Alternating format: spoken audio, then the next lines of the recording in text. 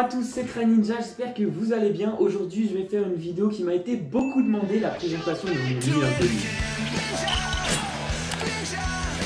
C'est une construction que j'ai commencé il y a quelques années, d'ailleurs c'est une vidéo qui m'a été beaucoup demandée, donc aujourd'hui je vais vous la présenter. C'est une construction inspirée de l'épisode spécial L'île inconnue dans Lego Ninjago. Dans cette saison, les ninjas découvrent l'existence d'une île perdue, l'île inconnue. Et donc j'ai décidé de créer la mienne puisque je trouvais les décors très sympas et j'avais vraiment envie de pouvoir faire la mienne. Aujourd'hui je vais vous la présenter en commençant par le plus ancien jusqu'au plus récent. Parce qu'au début, l'île inconnue c'était vraiment deux plaques et j'ai commencé à l'agrandir de plus en plus vers la gauche en commençant par ici. Et ça vraiment c'est les dernières constructions que j'ai faites. L'île inconnue est née avec ce set qui est déjà existant chez Lego. Mais pour que ce soit quand même une construction personnelle, je l'ai vraiment personnalisé de A à Z. Donc voilà, je vais rajouter une petite plage derrière.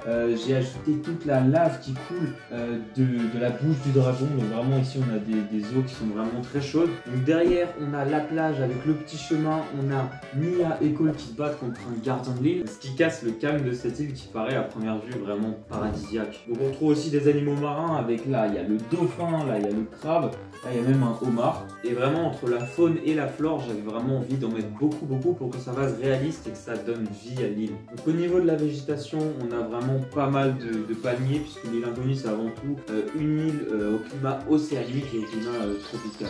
Juste en bas on a un autre combat, le combat du dragon contre les gardiens de l'île. Et là j'ai vraiment essayé de faire une mise en scène totale. Donc on a des gardiens dans les griffes du dragon, on a un gardien là qui se bat avec sa lance et son bouclier qui est en train de tomber en arrière. Là on a un gardien qui vient courir à la rescousse des autres gardiens. Et c'est à partir de là qu'on va rentrer vraiment dans une jungle dense avec beaucoup de végétation. Et la végétation va permettre de dissimuler pas mal de choses comme la statue qu'on retrouve dans la série. Donc là j'ai essayé de faire quelque chose de vraiment fidèle à la série puisque dans la série vraiment les ninjas et Metro Wu découvrent ce statut derrière la végétation. C'est exactement ce que j'ai essayé de faire. Là il est caché de tous les côtés. Et juste derrière on retrouve le temple des gardiens de l'île. Donc pour le temple je me suis inspiré d'un set Indiana Jones. Pourquoi d'un set Indiana Jones? Puisque tout simplement la plaque de base qui fait quand même 7 tailles vient dans set Indiana Jones, c'est justement le temple. Donc on y retrouve toutes les affaires des gardiens, donc leurs trésors, les prisons, leurs armes, les masques, les boucliers, même le trône du chef Mamatus.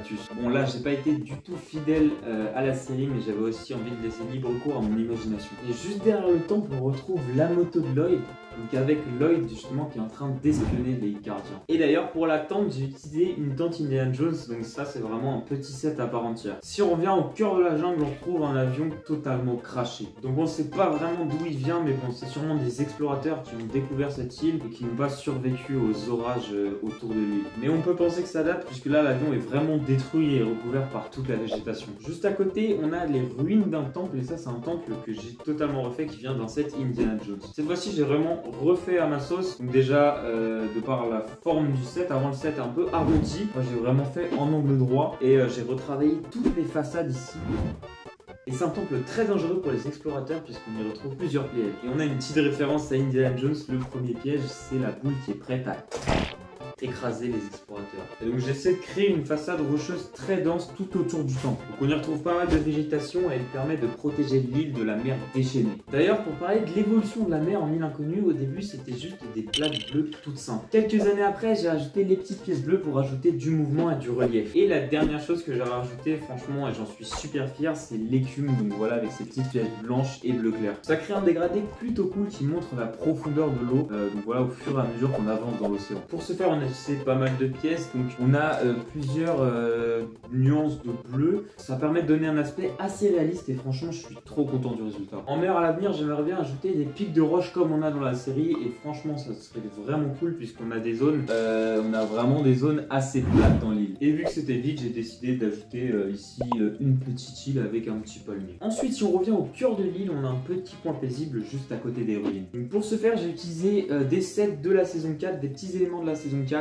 avec des anciennes ruines Anacondra. Donc vu que là c'est plutôt agité, j'avais envie de créer vraiment un endroit paisible et juste beau. Donc j'ai pris des arbres roses, un étang calme. Donc cette fois-ci j'ai vraiment essayé de faire un contraste puisque là on a pas mal d'eau, ça remue beaucoup. Et vraiment ici l'eau est calme. Pour ajouter de la vie j'ai mis des animaux. Donc on a des chevaux et on a même un petit jaguar. Alors dans cette partie l'île il y a pas mal de choses à peaufiner puisque vraiment c'est pas du tout fini. On a des constructions assez cubiques et tout mais je vais quand même vous les présenter. Mais bon ça ça demande encore un peu de travail. Par exemple, là, on a des ruines. Alors, on peut croire que c'est juste de la roche, mais à l'intérieur, donc voilà, on a une armure en or. Et j'avais vraiment envie que l'île inconnue renferme pas mal de secrets. Juste derrière, on a Jay et Clutch Power qui explorent une grotte avec une grotte du coup qui donne sur l'océan. Et je suis assez content du rendu puisque je trouve que la grotte est assez sympa parce qu'on a vraiment des reliefs sur toutes les faces. Et pour créer un relief réaliste, j'ai vraiment essayé d'utiliser toutes pièces, donc des cônes, des arrondis,